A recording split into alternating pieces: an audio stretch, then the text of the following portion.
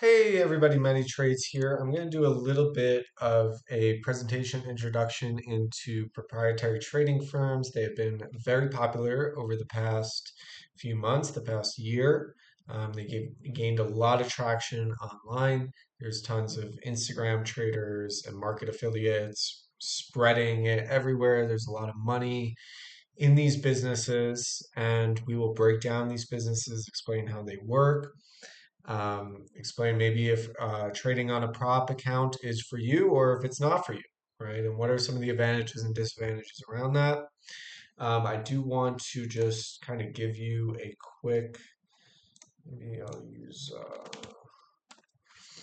so a prop firm for most of these companies, right? And I would say just the basic um, prop firm model. There are many different companies right now, so there's all sorts of styles and rules and types of accounts that you could buy. But mainly, you have a phase one, say P1, and let's say you have a 3,000, 3K profit target, and let's say you have a 3K loss limit, SL.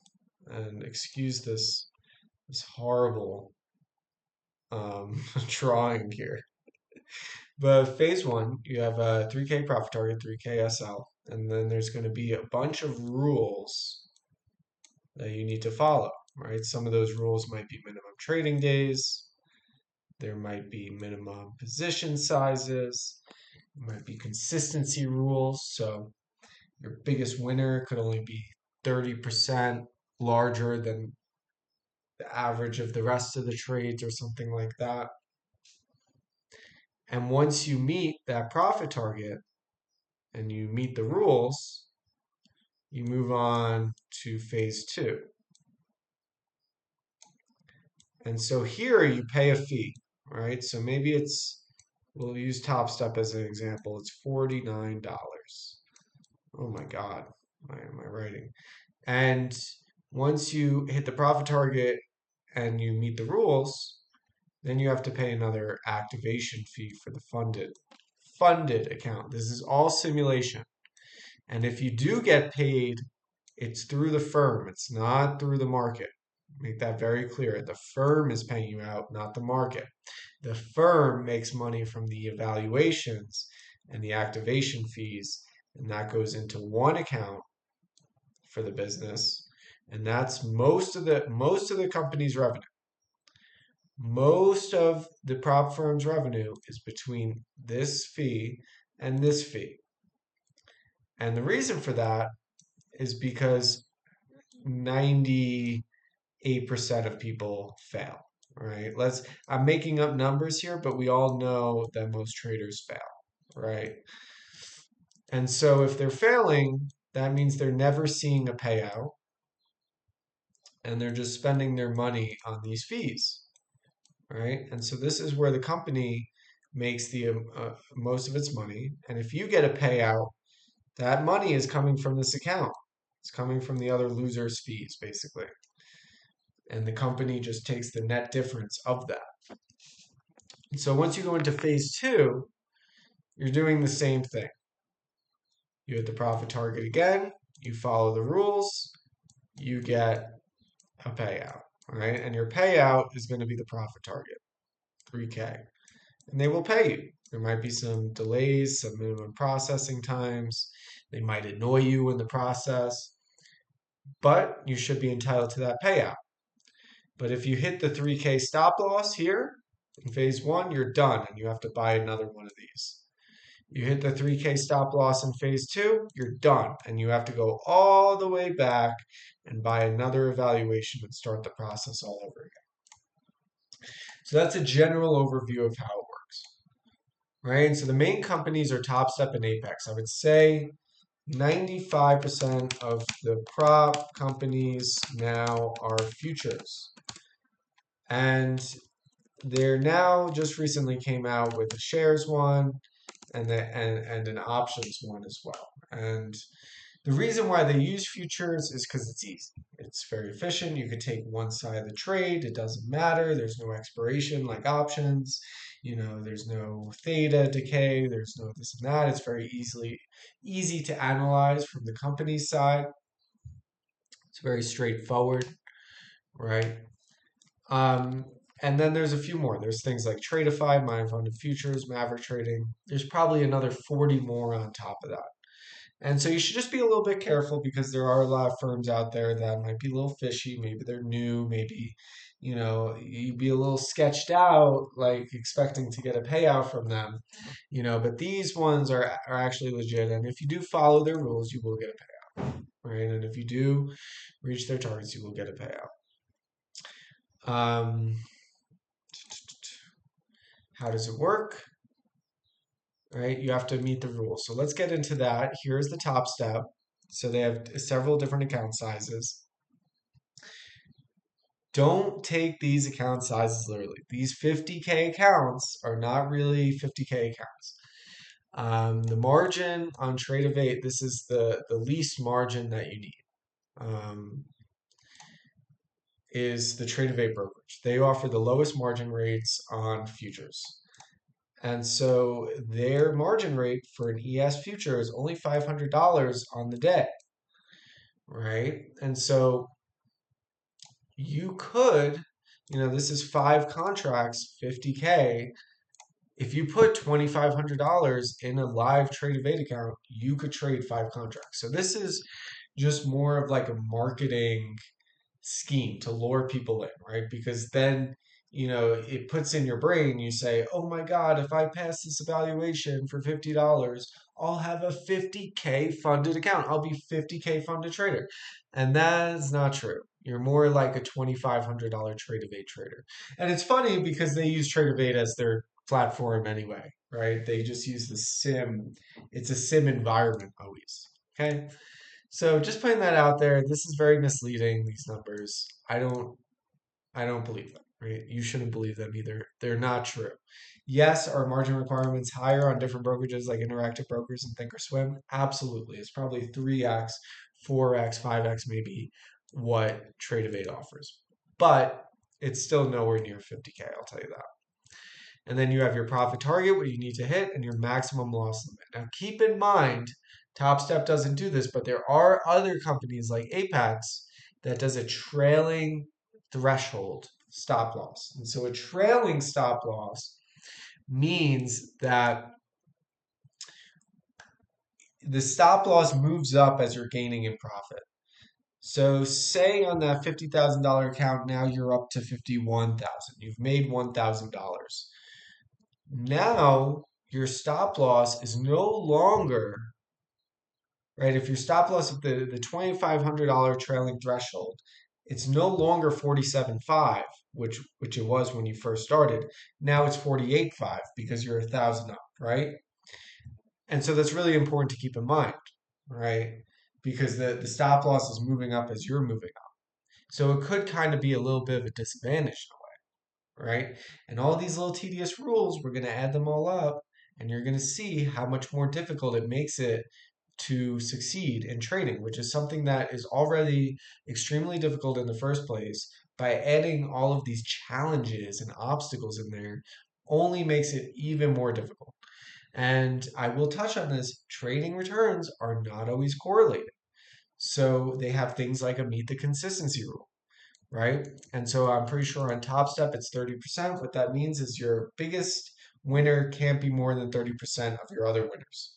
So the best example for this is that say you have a $3,000 profit target and your past 3 trades were $500 winners, right? So now you're up $1,500 and your fourth trade is $1,500. That fourth trade would not count towards your evaluation, right? You did meet the profit target of 3,000, right?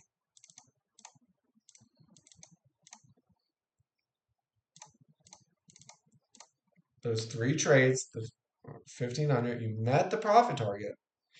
But because that one winner was 3 times the size of the other 3 trades that you took, then it doesn't count, right? And you know, when I we talk about consistency, I talk about consistency in a sense of, your performance coming in every day, you know, not making stupid mistakes, right? Not making amateur mistakes, being very mentally sharp, right? Taking the same strategy, following the rules of your strategy, right? That's how I see consistency. I don't see consistency in returns because the truth of the matter is that markets change and profit targets and stop losses change, right? And you might not have as much conviction on one play, or maybe things are super volatile, so you're using less size on that one play, or maybe you have tons of conviction on one play and you're taking a bigger position, right? Returns are not always super correlated, right? And that's normal, right? That's normal in trading. You take what you get, right? And so I think that this could be difficult because what they're saying is that they're expecting you to be like this perfect guy who, just has $500 winners. Nobody comes into the market and says, I'm going to make $500 today. That just sounds stupid, right? That's just silly talk. And so this could be very construed. And what's also not good about this is that it'll force you to change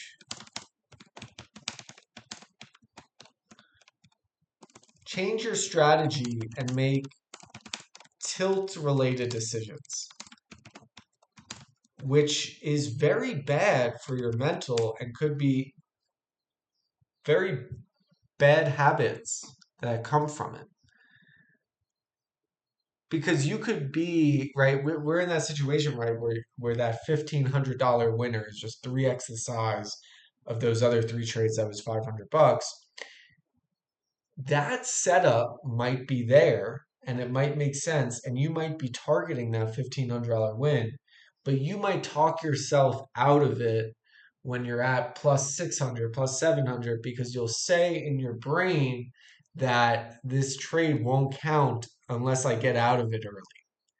And that's not good to instill in your mindset, right? That you're making a decision, which isn't a good decision for the purpose of passing the challenge, right? And I think if you start doing that over and over again, you're going to get caught eventually. Okay? I hope that makes sense. Minimum trades or trading days. So sometimes it's 10 trades, sometimes it's 5 trades, oftentimes it's a certain amount of days that you need to trade.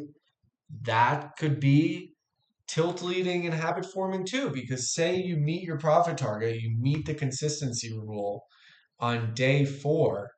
Now you're just like inclined to take some BS trade that you don't know if you're going to win or lose. You're just going to click buttons just so you could have a trading day on the schedule, just so you could pass that requirement. And then what I'm getting to here is that you're like constantly trying to meet the expectations of the challenge of the prop evaluation challenge instead of trying to trade well, and that's not good, right? And this kind of comes down to like the main fact that like these prop firms, 90% of their money is coming from failed evaluations and that live trading fee, which is really just simulation trading. Remember, your money is just coming from their accounts. It's not coming from the market. And so, these rules are in place for a reason. If they didn't have the consistency rules, if they didn't have the trailing drawdown, then the prop firms would be at a major disadvantage, and a lot of them would probably go under, go bankrupt, because they would have people who would cheat the system. They would have people who would game it. You'd have people buy 5 accounts, and then 2 of them they went long, and 3 of them they went short, and eventually, a few of them would pass, and it'd be worth it because of the low evaluation fees. The low evaluation fees is sort of the enticing part of this all, right? You can pay $50, right? Then you pay 150, and you have the ability to take out 3K if you know, meet all their expectations, right? It's pretty good ROI if you actually make it there. Most people don't make it there, right? Um, So I did want to touch on some of the advantages as well, and then we'll actually kind of go through some of these websites. Here is the Apex website. This one, I just think it's funny because they always do this. It's just like a marketing scheme. 80% off. It's always 80% off. It never changes. So they just show the account as like $200 or something, like the 100K or 150, 167. It's really $33.40 if you take 80% of this number. So it's pretty cheap. And you can see all of them have different sizes. Like Topstep had 5 contracts. This one has 10. You should never be taking 10 contracts at a time. You could actually just blow the entire prop account within seconds by trading 10 accounts on a $2,500 drawdown. If you go to the ES1, especially now with the amount of volatility that's happening, I mean, let's just look at today, for example. Like, let's this candle right here. It's not even the biggest candle of the day, but this is a 1 minute candle. It went from being conservative 575 to 585, right? And an ES is going to move $50 each dollar move. So if you had 10 contracts and you went long, you would make $5,000 on that 1 minute move, right? Same thing goes if you shorted here, you would lose $5,000 in one shot. Um, so you could see how fast, right, you could lose your money with those trailing drawdowns. One positive thing of Topstep, I believe they have like a day drawdown, similar to this trade the pool, where it's a daily pause where they just lock you out for the day. We'll get into this one in a second. This one is for shares. This one is for options. I don't trust either of them. There's even more rules and silliness. But I do want to focus on the futures for now. I would say some of the advantages is like if you're a new trader, you just should not be spending a lot of money. Like you should not be funding your own account with live money. The first thing people ask me they want to get into trading is like, how much money do I need to be? You don't need to be using any money. If anything, you should be using the bare minimum amount of money because like you don't know what you're doing yet. You're not building consistency. You're at a beginner level, right? Why are you risking so much capital? And so I would tell people, just use the bare minimum. So it could actually be a really good option for new traders because it's like you pay $50 for evaluation and you blow the 2,500 stop loss, you only lost $50, right? You didn't lose 2,500. And I think that's a good thing, right? I think that's a good thing. Um, I can't really think of many other advantages though. The disadvantages is the rules. The rules are tedious, they're restrictive.